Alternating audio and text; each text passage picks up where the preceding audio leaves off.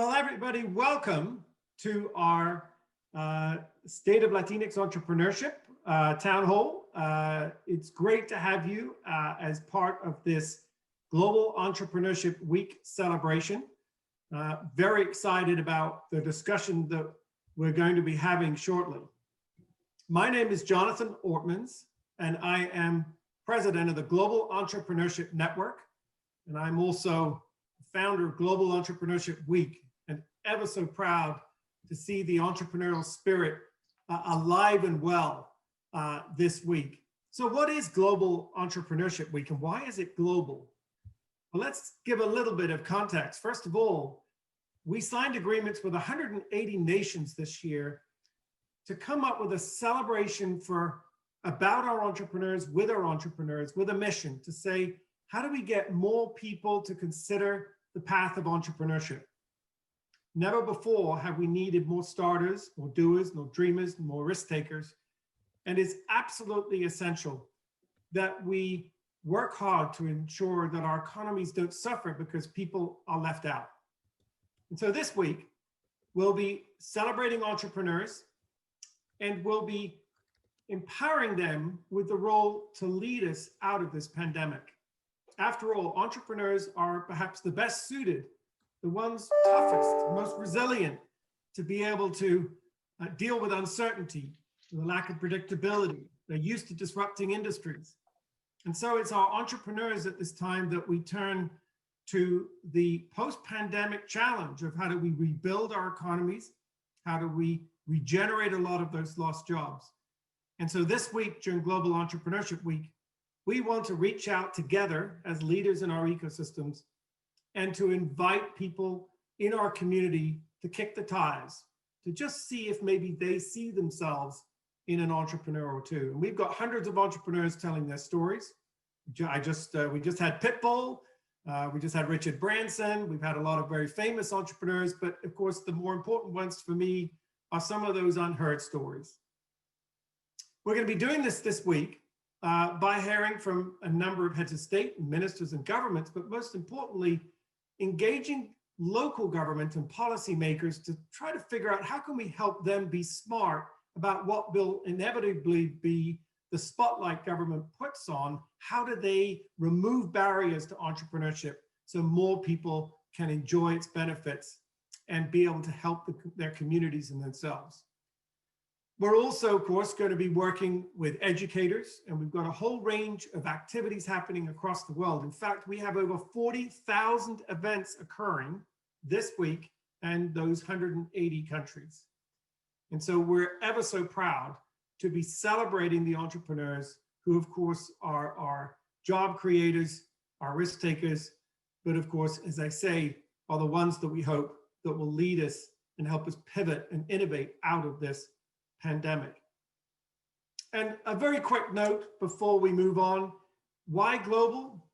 Well, this pandemic was tailor-made for a global response. Not in my lifetime do I remember there ever being a common enemy to every human being on the planet, but somehow it never got one.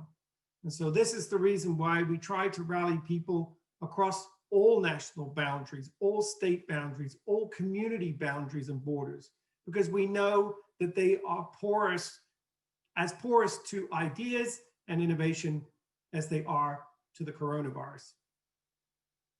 But perhaps most importantly, as I mentioned, our big focus is to make sure that we make it possible for everyone, for all, that our economies leave no one out. And that's part of our discussion today, which is to acknowledge that systems have historically left people out, to acknowledge and figure out what the real barriers are that we need to remove, whether as policymakers or community members, to be specific in our strategies, to act now, but have a long-term view and strategy, and to understand that actually the best ideas come at the intersection of our cultures and our communities. As we've learned from the Kauffman Foundation, which by the way is the primary backer and founder and creator of Global Entrepreneurship Week, we learned that it's really about not just building, entrepreneurship comes not just in communities that indeed have high density, but most importantly, they come from diverse communities. We know that equitable economic growth is better for everyone. All boats rise on that incoming tide. So as we turn over to our discussion today, I leave you with one final thought, and that is just to say this. What you're doing as entrepreneurs is imperative right now. It is the human agency required to take us into 2021. I hope that you'll tell us what you need as this panel outlines. We need to listen to you. We need to know where the challenges are, the barriers are, and how we can help. Because it's not just something of narrow commercial significance anymore. What you're doing represents the possibility of human endeavor for everyone. I'm pleased to turn over to our moderator today, Mark Madrid. Mark is going to introduce our team and let you know who's going to be engaging in this discussion. And I hope that you will join us in our partnership with Mark and Carolyn and the entire group of partners involved in this project in telling us, being a voice, letting us be better listeners and helping smooth the path for you in the future. Thank you very much indeed. Jonathan, thank you very much. Thank you to the Global Entrepreneurship Network. We are delighted to be a part of Global Entrepreneurship Week because it is that entrepreneurial spirit that is going to get us through these uncertain times. Welcome, everybody. We know you have choices with time, with your time, and thank you for joining us to the State of Latinx Entrepreneurship Town Hall presented by Hello Alice and Latino Business Action Network. Why are we here in the first place? It's because Latinx entrepreneurship matters in the US and Puerto Rico. So we're going to hear all about that. But let's give a little props to the US Latinx community. Let's provide a little bit of framing. US Latinos, fastest growing gross domestic product in the world, fastest growing GDP in the world. In fact, if we were our own country, we'd have the 8th largest GDP in the entire world. We're dominating workforce development. We are driving the US economy when it comes to Latinx entrepreneurship. And you're going to hear from an esteemed panelist and lead researcher at Stanford Graduate School of Business momentarily. At the end of the day, it is a critical inflection point for our community. And it is critical that we also shift a narrative of Latinx driving the US economy. So that's what we're going to talk about today. And I'm Mark Madrid, CEO of the Latino Business Action Network. We're a national 501c3 organization that collaborates with Stanford University to advance the Stanford Latino Entrepreneurship Initiative. So how are we going to format this conversation? Because we don't want it to be just another Zoom. We want it to be a conversation. We are going to have a 35 to 40 minute conversation with our panelists, who I'm going to introduce here momentarily. And then we're going to have a Q&A session. So we welcome your chatter and your questions on the chat. I've seen Lisa, a woman-owned business, join us. Thank you, Lisa, for being with us. I've seen one of our strategic partners, Felicia Brown. Hello, Felicia, and Pat Martinez, one of our mentors. Welcome to all. And so our panelists today, let's get right down to it. Let's make one thing crystal clear. We would not be here without Hello Alice. So we are excited to have the one and only Carolyn Rods, CEO and co-founder of Hello Alice, here with us today. As well, somebody that I'm just so grateful to work with on a daily basis, Marlene Orozco. She's lead research analyst for the Stanford Latino Entrepreneurship Initiative and the Stanford Graduate School of Business. And we also have Chris Turner, board member of the Global Entrepreneurship Network and Congressional Hispanic Leadership Institute. So without further ado, Carolyn and Marlene and Chris, please tell us a little bit about yourselves, why you are here, and a little bit more about your organization. We'll start with Carolyn. Hi, everybody. Thanks for having me here. I get to sit on a panel with my favorite partners, which is so much fun. I am the co-founder and CEO at Hello Alice, which is a free platform supporting nearly 300,000 entrepreneurs across industries, helping to connect them to the resources that are relevant to their business. So at every milestone, we're helping to match you to mentors and funding and programs and lots of different things that can help your business grow, all based on who you are, where you live, the type of industry that you're operating in, and what your big vision is. I am thrilled to be on this panel. I'm a proud Boliviana myself, and so the Latinx community is very near and dear to my heart. I'm also an LBAN alumni, and so I can't say enough great things about the program that Mark is running, and have got in a lot of the Global Entrepreneur Network events over the years, and am a massive fan of Jonathan. So thank you all, and I'm looking forward to the chat today. Thank you, Carolyn. You may or may not know, Carolyn was recently honored as the United States Hispanic Chamber of Commerce Latinx Business Person of the Year, Latina. So congratulations, Carolyn. Thank you very much. Marlene. It's right behind me, right there. That's my award. Nice. Marlene? Yes, hello, buenos dias, buenas tardes, for everybody who's viewing us all across the world. I am the lead research analyst, as Mark mentioned, with the Stanford Latino Entrepreneurship Initiative, housed at the Stanford Graduate School of Business. And we collaborate very, very closely with the Latino Business Action Network to advance three things: education, research, and ecosystem development. And on the research side, which is where I sit, since 2015, we've gathered a large national survey of roughly 5,000 Latino business owners to better understand both the opportunities and challenges facing this business segment. On the education front, in collaboration with LBAN, there have been over 650 alumni, Carolyn as well, in our midst, of the SLAY Education Scaling Program, who altogether, these entrepreneurs from all across the United States and Puerto Rico generate $3.3 billion in annual revenue. And as part of ecosystem development, we're intentionally building networks of entrepreneurs through the mantra, do business with each other and get business for each other. And so I'll leave it there. Thank you, Marlene. Chris, we're so excited to have you on board. Chris, you're up. Hey, y'all. Thanks for having me. Chris Turner. I'm a board member of the Global Entrepreneurship Network. I will simply affiliate Jonathan's comments about the organization. I would only diminish his intro, so we'll leave it at that. Also, a former board member of the Congressional Hispanic Leadership Institute and a board member of Black Girl Ventures Foundation, an organization that works to support Black and Brown entrepreneurs here in the United States. As a part of my day job, I focus on government and public affairs globally.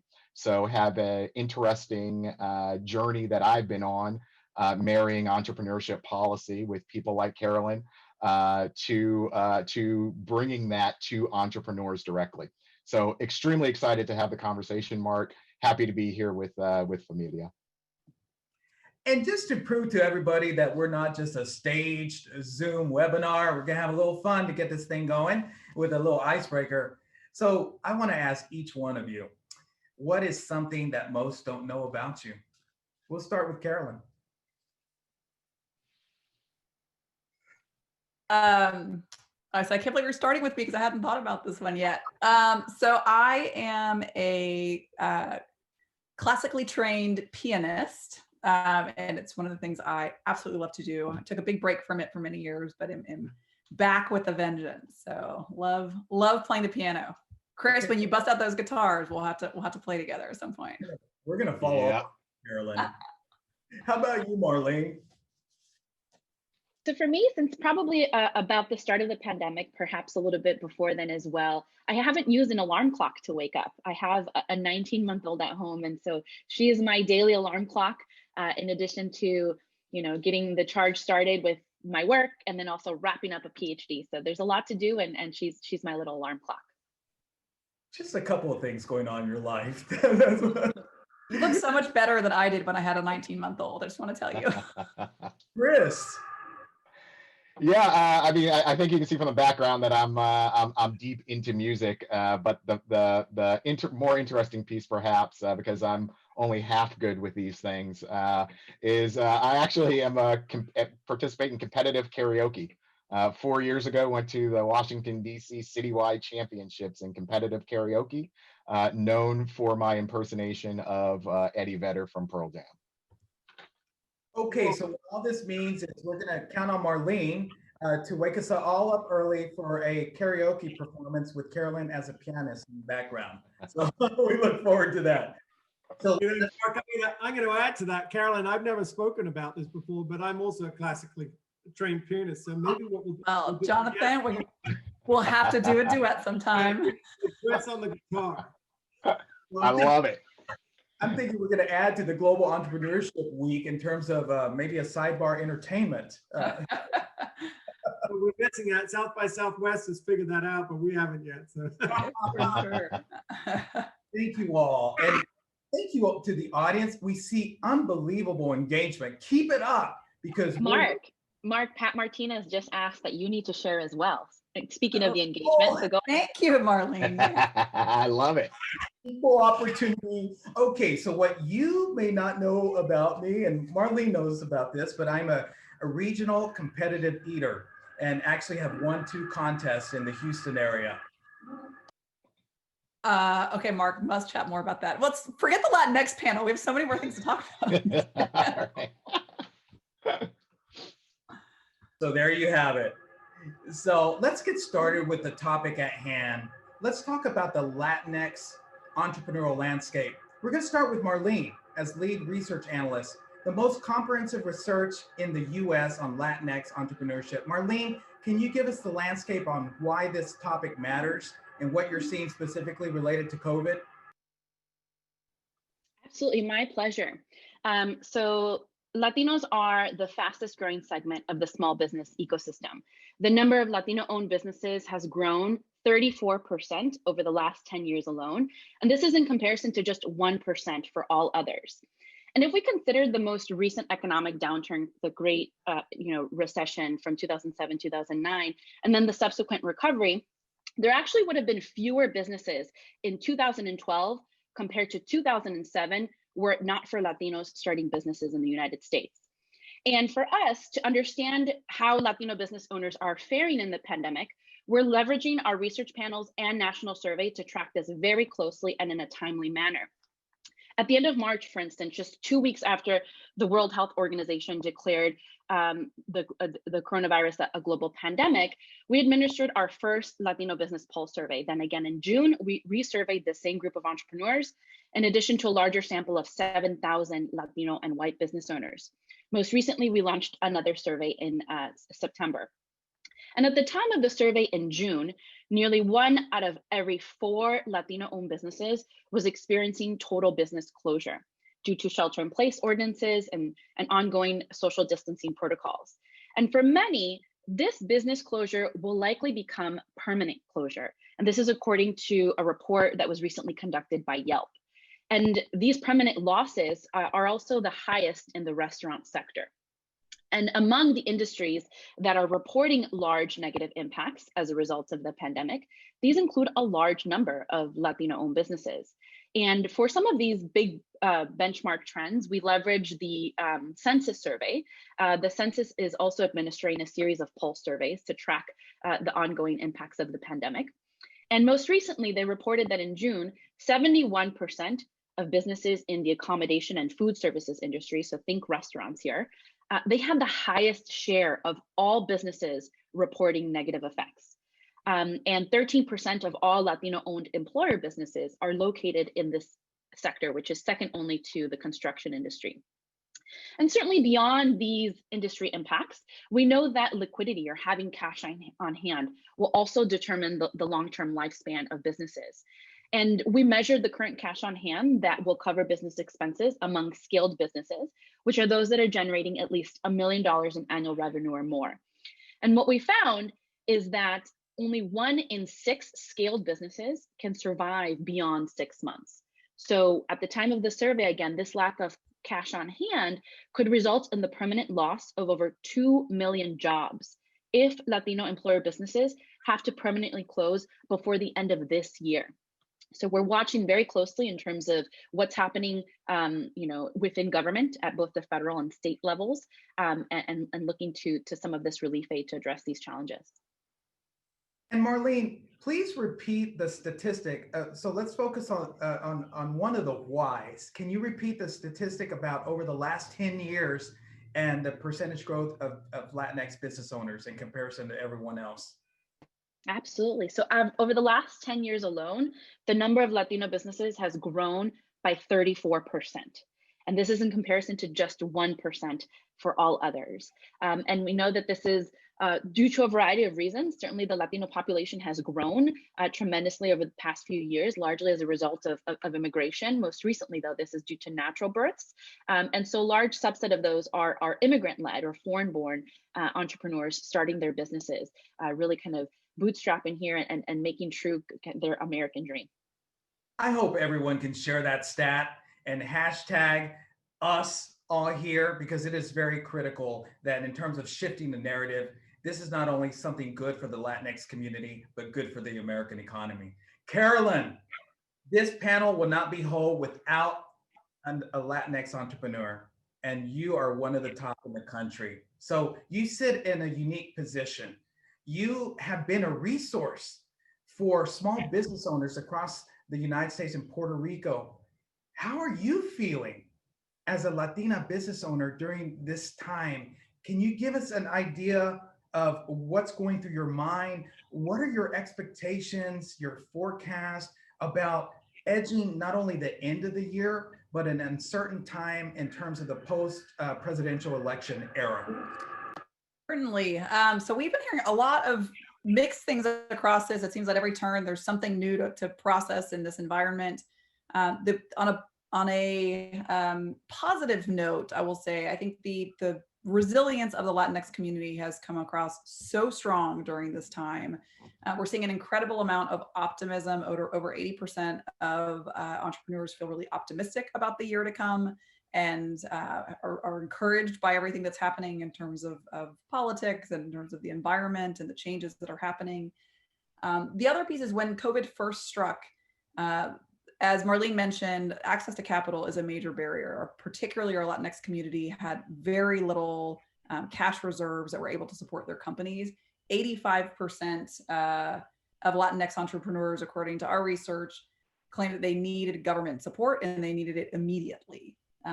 The good thing is it was actually relatively small amounts, typically $10,000 to $25,000. They felt like would bridge them through, which is really encouraging. But the other piece of it is that 32% of them claim that they're having major difficulties finding a loan or securing capital.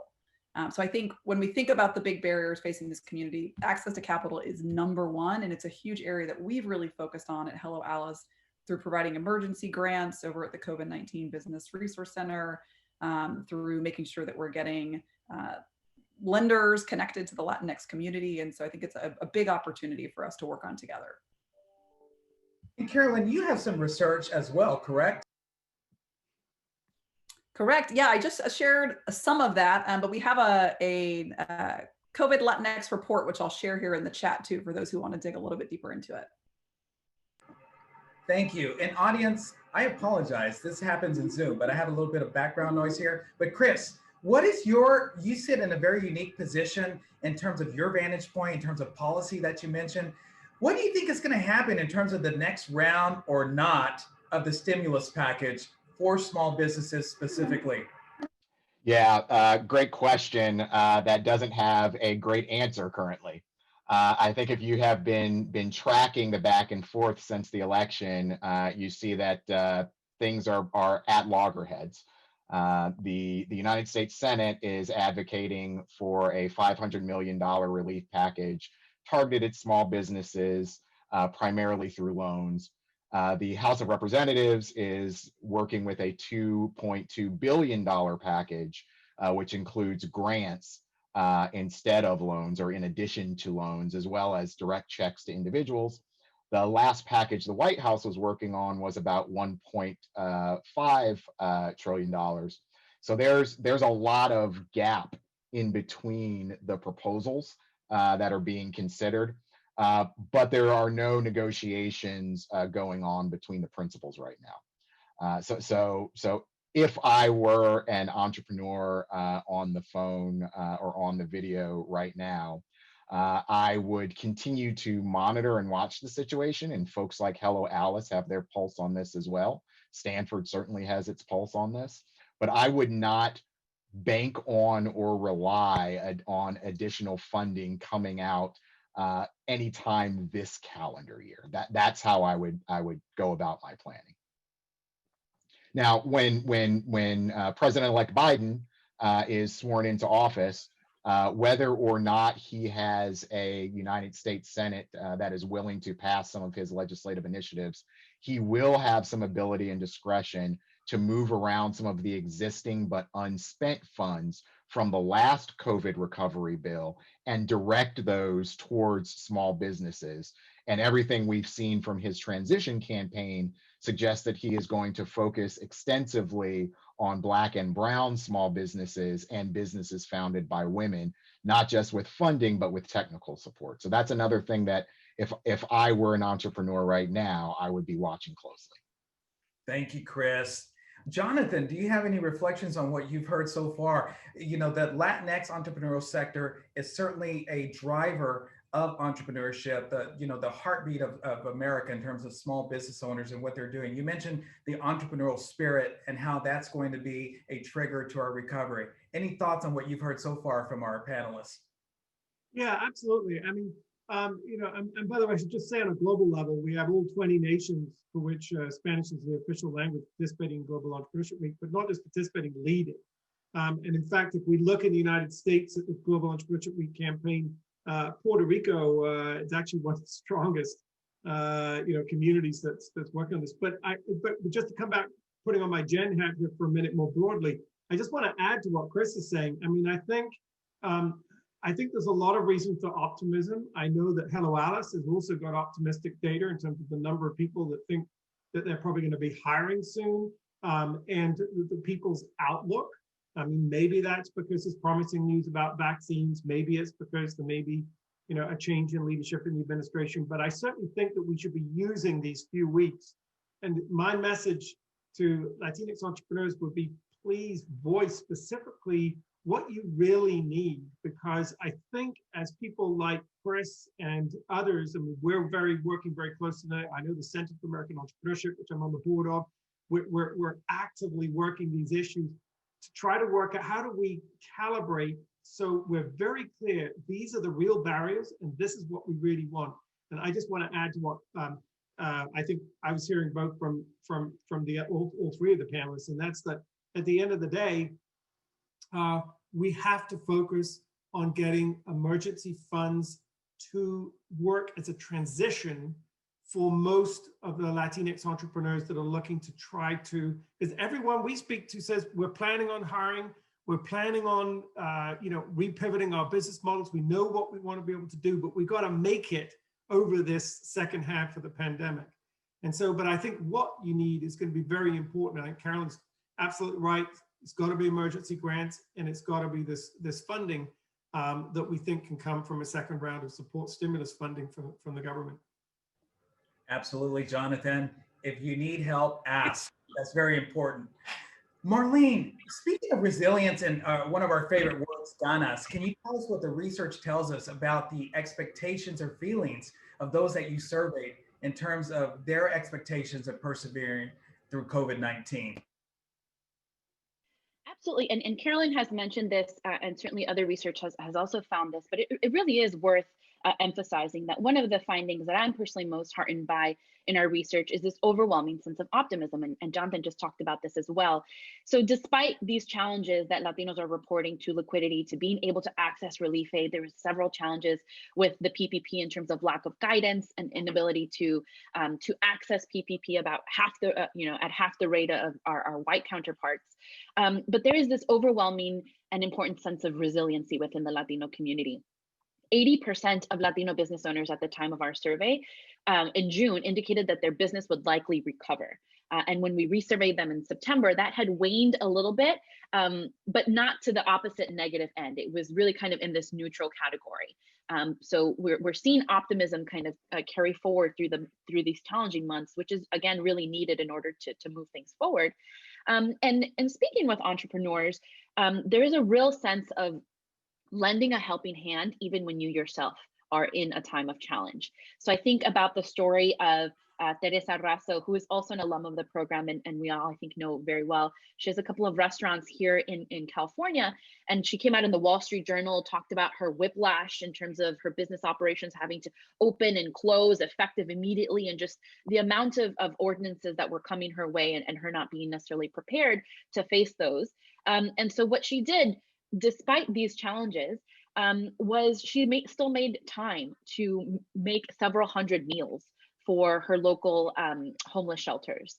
And so really there's a saying in Spanish, donde come uno, come dos, where one eats, two can certainly eat. And we're seeing that with Latino entrepreneurs who, again, are being real, beacons of hope in their community in terms of keeping things going. Carolyn, thank you, Marlene. We're optimistic. We're going to get through this juntos. Carolyn, what is your playbook? I mean, you're one of the most fearless entrepreneurs, just not Latinx, but entrepreneurs, period, in the country. What is your playbook for 2021? Can you give any insights on how you're thinking of further pivoting? Our audience wants to know, from a testimony. So what is yours, Carolyn? Like many Latinos, I love building through partnership. And so it's an area that we're really focused on for 2021 is continuing to lift up the communities around us, looking a lot at the Latinx community, looking a lot at the Black and African American communities, looking a lot at a lot of the underserved entrepreneurs that are out there so that we can come together and lift each other up. I think one of the big learnings from 2020 was it's not going to happen unless we make it happen. And so we're pushing forward. And I think we're really excited about starting to empower communities to lift themselves up and to impact change and to have economic empowerment. One of the things that we're launching is a Hispanic business directory so that it's a lot easier to find Hispanic owned businesses. I put the link in earlier in the chat and I'll drop it in again over at hispanic.helloalice.com. You can add your information there and make sure that you're the first to be added. Or if you just register your profile over at helloalice.com, you'll be put in. But we're partnering up with Hispanic Star and with a lot of other organizations to make sure that gets far and wide reach and launching that before the holiday season so that people can start to shop among each other. The best way that we can support our community is to spend our dollars where it counts. And it's a really big opportunity, I think, for us as a community. And then we're also working on some initiatives through our Latino Roundtable on making sure that we're bringing in more investors of color, not only for the Latinx community, but for all communities of color, and making sure that there's a lot of diversity so that the funding starts to look and feel like us. And it's a lot easier for entrepreneurs to access. So that's a huge piece. And then us as a business, certainly continuing, we've been very fortunate this year that there's been a huge renewed focus on small business and certainly on diverse small businesses. And we are doing everything we can to make sure that we're connecting with corporations and with governments that are looking for ways to build using the research from the Global Entrepreneur Network, from Stanford, certainly our own research to help to make those connections and build a more equitable ecosystem. Wow, everybody who's on here, all these eyeballs, isn't this an embodiment of being architects of our own solutions? We got to shop Latinx. As Marlene mentioned, the mantra that we have here, do business with each other and get business for each other. This is really the pathway of us doing something, being instruments of action and not just words. Chris, I was compelled by what you were saying earlier about, the state of affairs. Is there anything else that you're seeing from a policy angle, from the unique position where you sit, where you're seeing a range of global entrepreneurs? Are there any commonalities where we could join forces? Kind of in the spirit of what Marlene and Carolyn have just talked about. Just interested in your comments here. Yeah, absolutely. The thing that unites entrepreneurs around the world is the thing that is needed right now globally. It's hustle and problem solving, right? We are in the middle of some very complex problems related not just to healthcare, but related to race relations, related to gender imbalance, related to sustainability and the environment. All of those things, there is not an easy solution for. It's going to require both hustle and problem solving to fix those complex problems. So what I would say is that around the world, but especially in the United States, Black and brown startups need to make their voices heard. This is the time. This is the window to make an impact, and elected officials desperately need to hear from you what's going to work and what isn't. They're open to ideas and suggestions. One of the things I love to do that I've done in partnership with Carolyn in the past is put elected and appointed officials locked in the same room with Black and brown entrepreneurs and tell them, hey, come out of the room in 3 hours with a solution to a problem on social inequity, with a solution to a problem on water purification. And you would be amazed at the types of ideas, nonpartisan, non-political ideas that come out of that room, and that come out of the room and that can be executed against. Not just pie in the sky ideas from an ivory tower, but something that you can pick up and turn into action. Right now, globally, we have the opportunity to do that. But we as entrepreneurs, we as Black and brown citizens of the world have to step up. We have to step up right now. I'll get off my soapbox. Can I get an amen from the crowd? Keep going, Chris. Keep I get a little going. worked up sometimes. You know, Mark, I want to add to what Chris said. Yes. I mean, there is so much hunger from governments to figure out what they need to do right now. They are all ears because they don't want, there's going to be huge amounts of money flowing and they don't want to get it wrong. And I think Chris is absolutely right. This is the moment to speak up and try to be as helpful as possible in explaining where the real need is. I couldn't agree with that. And Chris was a great architect of something, you know, these policy hacks where policymakers were coming together and, you know, trying to figure out these kinds of solutions. They need to be doing it with the communities that they're trying to serve. So I just echo what Chris says, really important on the global scale. That's a great point. You know, there are certain, when it comes to government, there are certain things, yes, that we can influence on the federal scene, meaning writing our Congress people and our legislators, calling them, emailing them, etc. But at the local level is where a lot of action can be demonstrated quickly. What that means is getting on boards and commissions, running for city council, being on the independent school district board, et cetera, et cetera, et cetera. The procurement boards and certification at the local level. So we need to see more of you at the table. And I'm just so excited about the chatter that we're seeing here from people starting their own businesses, looking for procurement opportunities. I'm getting chill bumps here because this is the embodiment of what we need to do. So I want to now shift into, you mentioned it, Carolyn, access to capital. I'd like to start with Marlene. Any reflections that you had on the challenge from the 5 years of research from the Stanford Latino Entrepreneurship Initiative, and LBAN is so blessed to fund this research. But why is this an ongoing issue? And then we're going to go to Carolyn about what she's done to address the issue, and then over to Chris from a policy angle. Marlene, research. Right. So, you know, with this pandemic, I think what folks are starting to realize is that issues with capital have been exacerbated, right? These issues have persisted before the pandemic, and unless we do something about it, they will persist after the pandemic. And one of the largest challenges that we've uncovered over the years is really from these traditional lending institutions, largely national banks, this inaccess to capital and inability to access loans and have those relationships with national lending institutions. Now, if we think about the PPP, the first wave of it was largely dispersed through these national banks, where, of course, many Latinos and other minority entrepreneurs were left out. The second wave of the PPP, through several, advocacy efforts of organizations, included community development financial institutions, CDFIs, and other local banks, which our research has shown are having more success in distributing funds to Latino businesses and other minority businesses. So, I think we're in this moment in time again where we need to start thinking about what is working, what's not working, and then, as we've been mentioning, really insert ourselves at those decision-making tables, even if we're not being invited. Thank you, Marlene. And you can count on the Stanford Latino Entrepreneurship Initiative and LBAN. We want you to follow us on Facebook because we will be leading some simulcasts on access to capital during this uncertain time. Carolyn, you're in it. You are providing funds.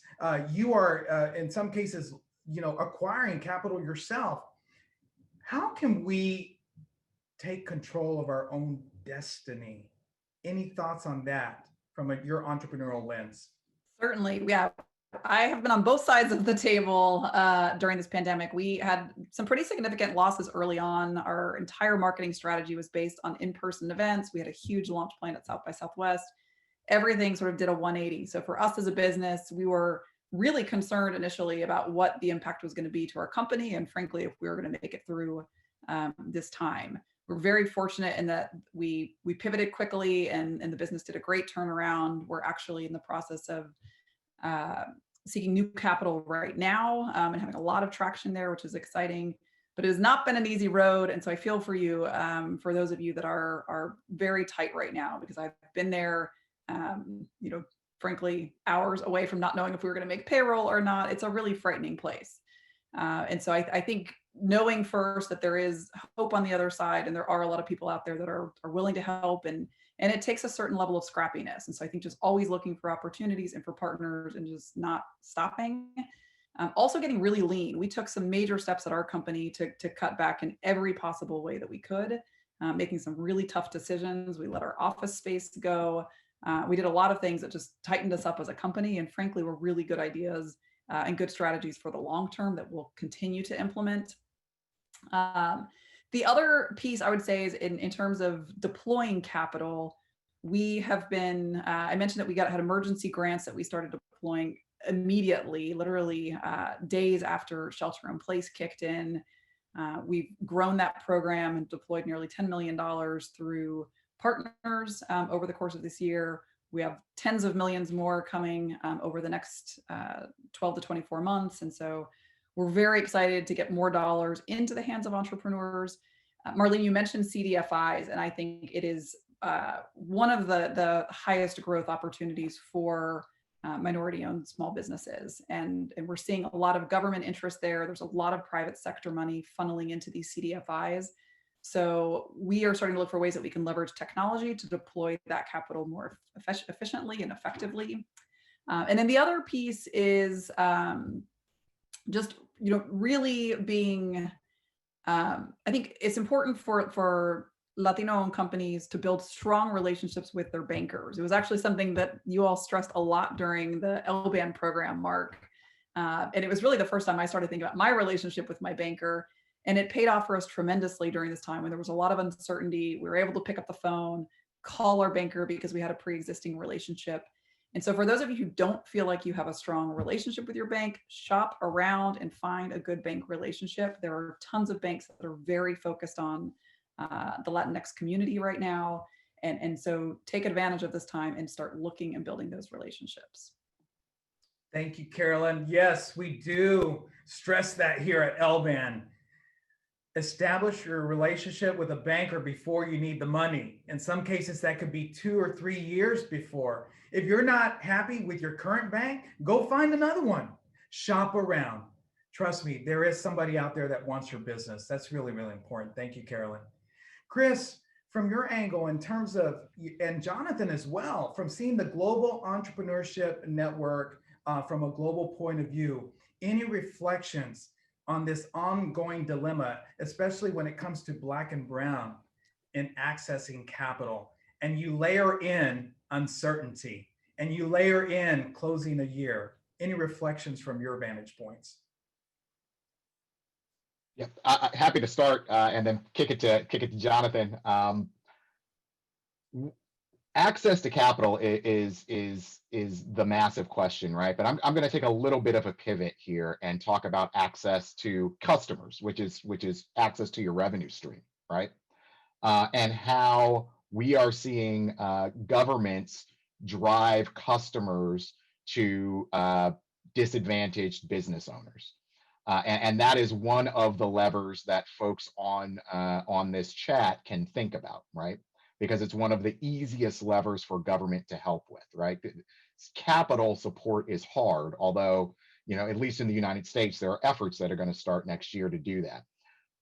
But access to customers and your revenue stream is something a government can do relatively easily. I'm talking about the levers of government procurement and what qualifies as a small business, what qualifies as a disadvantaged business. in the United States, what qualifies as a woman-owned business globally. And I say that not just for folks that are trying to sell to governments, although that certainly is a path to customers that will remain robust during these down times, right? Governments still have money to spend with us, right? And they will have more to spend as stimulus dollars eventually flow. They will be good, reliable customers that will have a mandate to spend with us. But also think about, for those of y'all playing in the B2B space, those folks as well have incentive to sell and work with us. One tip, pull up the $1 billion roundtable and check out the businesses that are already listed on the $1 billion roundtable. That means they're doing $1 billion worth of business with small minority owned or disadvantaged women owned businesses around the globe. That is a great spot to start if you're looking in the B2B space. And I can tell you, with everything that has gone on, both with COVID and with George Floyd, the number of companies that want to get on the $1 billion roundtable is increasing dramatically. Again, they're looking for ways to partner and work with us. And some of the really good companies on the $1 billion roundtable don't just look for ways to give our company's business. They look for ways to help us scale. So it's a way to find mentorship and support beyond just a revenue stream. So again, I'll pass to Jonathan for more of the capital side, but I wanted to make sure that we hit on how you get that first customer, those first 10 customers, and how you play in a B2B or government procurement space. Well, you know, just a couple of thoughts. I mean, we've had a lot of discussions at Gen with different industries and communities, and I'd say it's amazing. I mean, we just came out of a number on green entrepreneurship, you know, which I think, you know, Chris, just by the way, to echo, you said to me, you know, if you look at the 3 top priorities of the new administration, it's going to be the economy, it's going to be racism, and it's going to be the environment, you know, at least what we read in the paper. And when we look at, for example,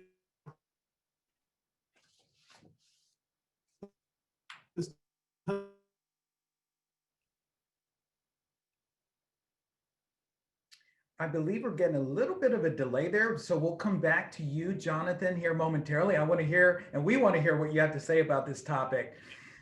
We're going to shift into a zone, and we'll hold out on Jonathan. When I see you back again, I'll give you the floor. But we have about 12 minutes. We could go on for hours, but we're going to lean into some of the questions that we've seen and the resources, because if you don't come out of here with some takeaways, then we haven't done our job. One thing I want to reinforce with all of you is tell your story. You know, it's not only what you know and who you know, it's what they know about you right now. So tell your story on social media. You never know when there's going to be somebody that gravitates toward your product or service. I think that's really, really important. Also, you got to have your books in order. So that's accounting and finance. And you have to have legal representation as well. We do have a question on legal representation or legal, you know, a legal backbone in terms of a founder getting started. Do any of the 3 of you have reflections on how to fortify, you know, your legal support when you're starting a business? That is a question from one of our participants. Thank you for asking it. Oh, I'm happy to jump in on that. I think similar to what I said about having a really good relationship with your banker, have a really good relationship with a great lawyer. I think they're key relationships for your business that are going to carry throughout. When we were setting up our company, started with a particular lawyer who just frankly didn't know our space very well, was helpful and responsive, but didn't give us as much guidance on everything. Once we switched law firms through a recommendation from one of our seed stage investors, it was like night and day in terms of just helping us really get tight on a lot of our contracts, think through how we were raising money, when we were raising money, walking us through step by step what the process was for a tech company, and a lot of the gaps that we just had in our own knowledge base. So our lawyer really is an advisor for us. I can't say enough about, we're over at Pillsbury. For those who are wondering, I'm happy to share the info there. But I would look for firms that know your industry and firms that know your space very well. There are a ton of startup programs and small business programs that a lot of these larger law firms have, where they're offering discounts and programs for companies that may not be able to afford much more expensive fees. They will come back and charge you later when you grow, I will tell you, but they're very helpful and I think frankly worth every penny. Thank you, Carolyn. Thank you, Enrique, for that question. Jonathan, we have you back, so I want to make sure that you. I'll quickly finish. I'm not sure what happened there. I lost you guys, but I'm just going to launch into what Carolyn's talking about. I mean, I can't say enough great things about Hello Alice and the platform. And I really think, you know, one of the things that's self-evident, I think, about the entrepreneurship ecosystems and communities around the United States is that there's so much help and availability for free. So the only other thing I would add on to this is whether it's on the capital discussion or whether it's on advice going forward, I think you've got to make sure that it's about, have I pivoted? Carolyn said they pivoted 180% from their strategy at the beginning of the pandemic. That's what you've got to spend your time on, whether it's because you're going to come up with mentors, you're going to talk to your bank manager, whether it's going, you got to figure out a new strategy. And that's the big message I've got. And I certainly think that, you know, whether it be, you know, resources that people like Jen or the Coffin Foundation, but I really want to encourage you on the Hello Alice platform, you're going to get access to those people, but go out and get involved in some of the other startup community activities in your ecosystem, because you're going to learn how to adapt your business model to what is, we're all calling the new normal for the post-pandemic. Thank you, Jonathan. Great advice. Marlene, if we have just a few minutes left, I know you have a special invitation, because without data, we don't have a force, right? So you talked about data from the Stanford Latino Entrepreneurship Initiative. So I don't want to steal your thunder. I think you have an open invite to everybody here for January. That's right. January 29th, we're releasing our next iteration of the State of Latino Entrepreneurship Report through a virtual forum. I encourage you all to register, and I'll share the information in the chat box. But this is really an exciting report in that, again, we're going to talk about the opportunities that lie ahead, address the challenges, and really dig deep into this discussion on capital access and lending institutions. In the forum, you'll also hear from a panel of entrepreneurs and share their stories in terms of how the data relate to their own business. So I encourage you all to attend and learn more. Thank you. And I thank you for that. So January 29th, that's a Friday, 1 to 3 Pacific time. We need 2,000 people in this thing. That will really show to the world that we mean business. So we look forward to your RSVPs. I want to also reinforce a term that's been thrown around here, CDFI, Community Development Financial Institution. So these were created to specifically serve communities of color. So look into that if you're looking for capital options as we edge the end of the year. Chris, anything on your horizon in terms, we're talking about tips and resources. Where do you go for credible information so people are not going on a wild goose chase at 2 a.m. and doing a Google search? Sometimes those are good, sometimes not so good. Yeah. Sometimes you end up burning a lot of time doing those things. One, it is your network. Everyone on this chat, I'm now part of your network. Hit me up. Connect with me on LinkedIn. I will happily be a filter of information to separate the wheat from the chaff to send to y'all. Marlene knows her stuff more than anybody. Like, hit her up. Mark knows what he's doing. Hello Alice. They know what they're doing. These are trusted folks that you can hit up to help you save time as you're digging around looking for stuff. And then one more pro tip. You know, I've done a lot of calls to activism, but here's the first step. Connect with some of us, and then go down the list of all the people on the Biden transition team and identify some folks that you can connect with to share your story and provide your advice and guidance. That one person on the team in particular, Elisa Montoya, is a heart of an entrepreneur from Nuevo Mexico, has been a part of DC, but then went to Meow Wolf and is one of the driving forces behind Meow Wolf, so she knows our space. Like, work with her, connect with her, and connect with us. And that's the first step to activism. Chris, can you drop her name in the chat there? I will. Thanks. So these are ways that we can be architects of our own solutions, not just waiting around for the next round of PPP financing. So these are things you can do now. We have a question from Mediane about Carolyn, and it's something that we all want to know. How do you maintain this energy and momentum despite being in a pandemic, managing a remote workforce, providing resources to entrepreneurs? How do you do it? What's your secret sauce? Well, I made 3 trips to Starbucks just yesterday, so my Starbucks budget is big. I honestly, I think that the energy comes from all of you. I get so excited when I hear the stories, and frankly, even your chats today just inspire me so much to keep working harder. It is the greatest reward in the world. I mentioned at the beginning, my first company failed, and I know what it's like to not have a company succeed, and I know how hard it is when you don't have any money in the bank. And we can talk about failure rates a lot as statistics, but I know the very human side of that. And it's frankly one of the hardest things I've ever been through in my life. So I don't ever want people to experience that. When I hear stories about people that are struggling or having a hard time, I want to make sure we are doing everything in our power to help at least one entrepreneur every day. And really with the goal, my big vision is that we're helping millions of entrepreneurs every day, so that you all get to connect with all of the resources that were mentioned here today, but also thousands more that exist out there that are right for you. So thank you all for the feedback and stories and everything that you give us, because you are fuel, not just for me, but for our whole team. Carolyn, you are inspiration in action. So it has been a joy to be with you all. We're going to close maybe 30 seconds or less from each one of you with closing statements. It's the highest honor imaginable to serve Latino and Latina entrepreneurs across the United States and Puerto Rico. These are difficult times. I should know I lost my dad to COVID-19 and almost lost my mother. And so many of you have experienced loss, but we're going to get through this together. So closing remarks in 30 seconds or less. Marlene. Thanks, Mark. So for me, I urge entrepreneurs to get connected to organizations, whether it be local chambers of commerce, Hello Alice, other nonprofits, trade associations.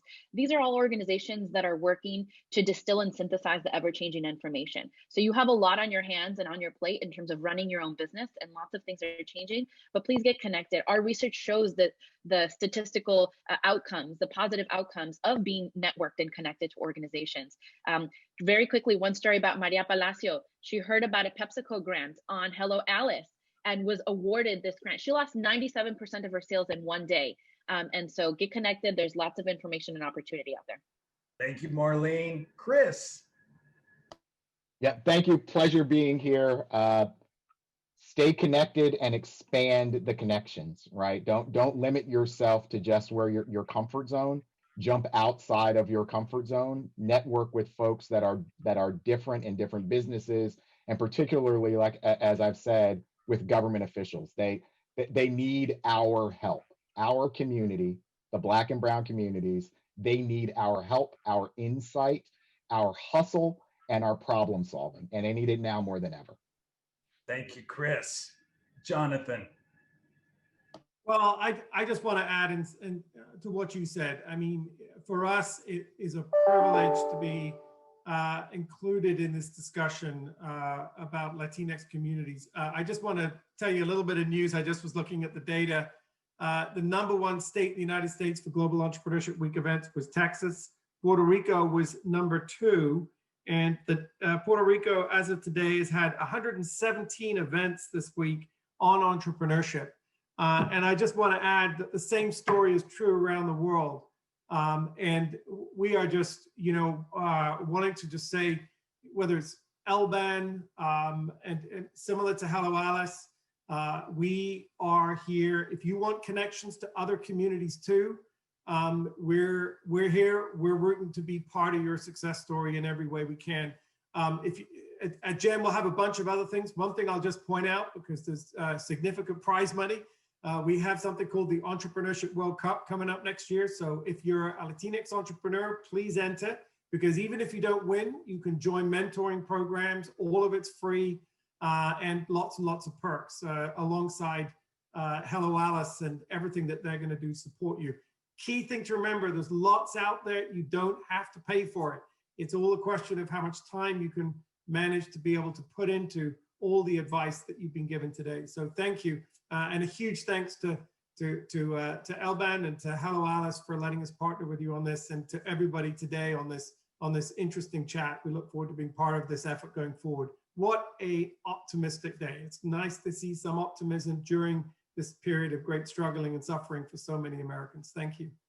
Oh, thank you, Jonathan. And Elban, and Slay, the Stanford Latino Entrepreneurship Initiative.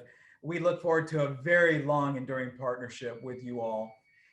So thank you all for being here with us. We're going to close with the entrepreneurial voice, Carolyn, but I just want to thank you all and send you specific prayers and blessings during this time. Your engagement has been pure. It's been real.